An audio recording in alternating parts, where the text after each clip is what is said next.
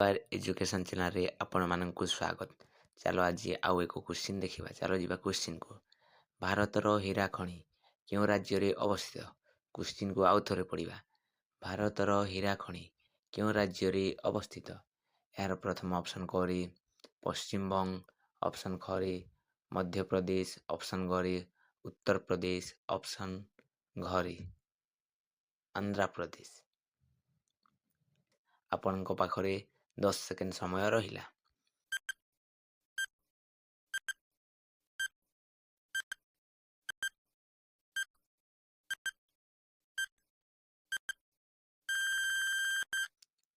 यार सठिक आंसर अछि ऑप्शन ख मध्य प्रदेश रे भारतर हीरा खଣି अवस्थित।